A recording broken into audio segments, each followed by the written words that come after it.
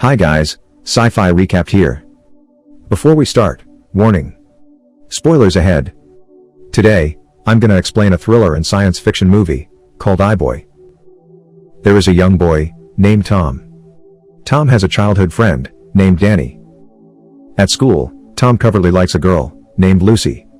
They meet each other after school to discuss their homework.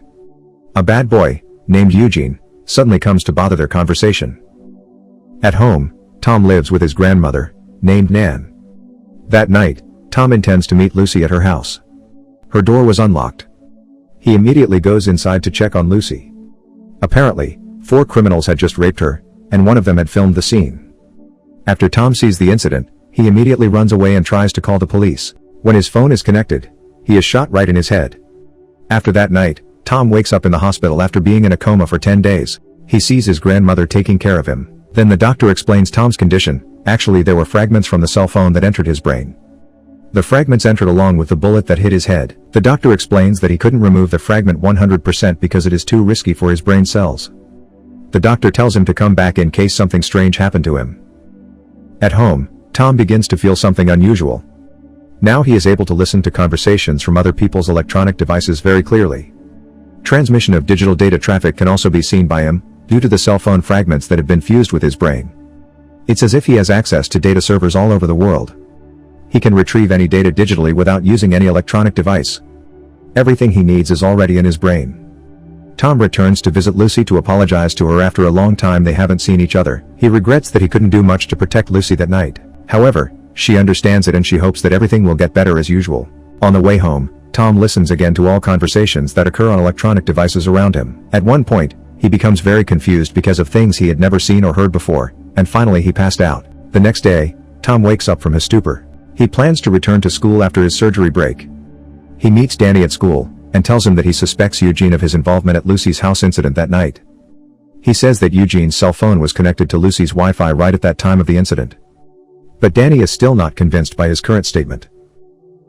Back to the class, Tom intentionally checks the data transmission from all his friends' cell phones. He chooses to focus on spying Eugene's cell phone.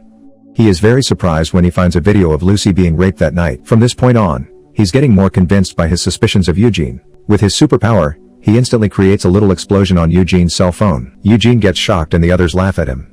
That night, he goes to a party to spy on Eugene and his men. Now, he knows that Eugene's gang consists of 4 people. Eugene is the leader of the gang. Then he directly walked over to Eugene. Luckily, there is Danny who stops Tom and Eugene from attacking each other. He leads Tom out of the party. For the last time, Tom tells him that Eugene was the perpetrator of Lucy's incident, but sadly he still denies Tom's statement.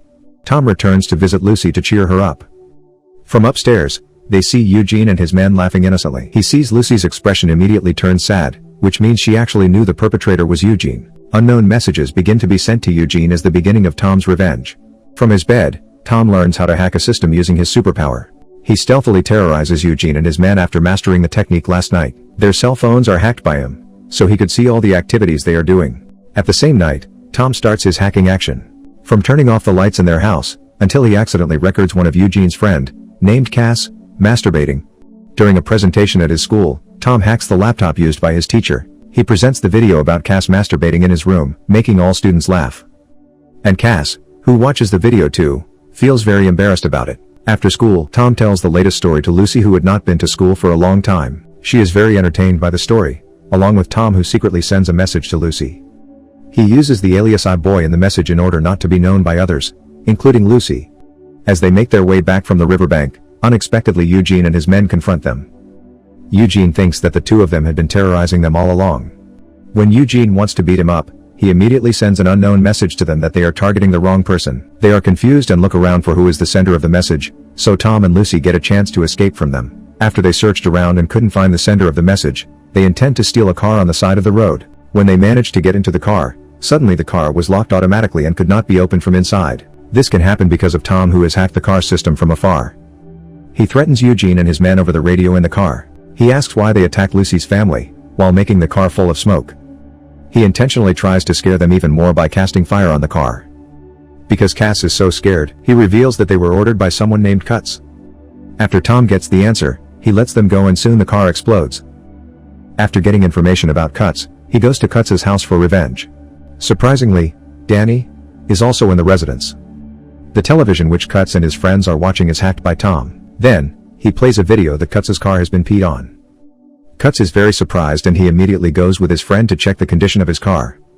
Tom goes inside Cuts' house after they came out. He destroyed all the electronic devices inside the house using his superpower. Coincidentally, he also finds Cuts' drug storage box and takes Cuts' drugs with him.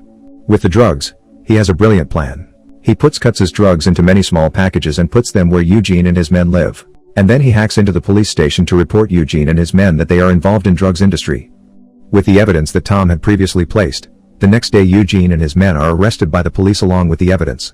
Meanwhile, Cuts' bank account is also hacked by Tom, making his bank balance runs out. The next night, Tom quietly listens to Cuts on the phone with his boss, named Elman. Elman gives Cuts a final warning to find out who's messing up their activities. From the top of a building, Tom tracks Elman's whereabouts right away, but he doesn't find any information about Elman, like something was protecting him. At the same time, Cuts orders his remaining men to find the location of I-Boy by confiscating all electronic devices in the area. Nevertheless, they still don't know that Tom doesn't need any hacking tools. The next day, he catches a signal of a drug deal between Cuts and Elman after he finishes his exam. He plans to thwart the transaction at night by burning all the drugs. Tom's grandmother, who is worried about Tom's behavior changed, meets Danny and asks for his help to look after Tom. Danny agreed to help. Meanwhile, Tom remains to follow Cuts' car. Unfortunately, he loses track of Cuts in the middle of the trip because Cuts had thrown his cell phone in a random trash can. With an amazing idea from Tom, he hacks a satellite to track down Cuts' vehicle and finally finds it. He resumes his journey to their base. Tom sees a lot of people guarding the place. He learns martial arts the moment he sneaks into the place. With his new knowledge, he can paralyze one of the guards there. Then he directly sets fire to drugs located not far from his location. When he wants to leave the place, unexpectedly Cuts and his men appear and beat Tom until he almost dies. In an urgent situation, he attempts to make high-frequency sounds with his superpower that can interfere with everybody's hearing. That way, he can escape safely from that place. Tom wakes up in an isolated spot by the river. In the meantime, Lucy is still waiting for him at school, because the previous day they had promised to take the exam together. By the time Tom arrives at the school, the exam is over. Lucy is disappointed with him. Outside the school, they are very surprised to see Cass's corpse hanging above. Danny meets with Tom to see how he's doing. Then Tom asks Danny who is Cass' killer. He replies that it's probably I-Boy's responsibility. Since then, Tom feels all the problems caused by him and his superpower.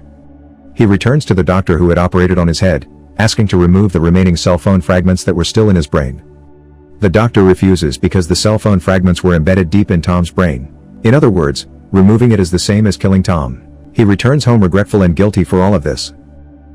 When he enters the house, Elman is waiting inside with his men pointing a gun at Tom's head.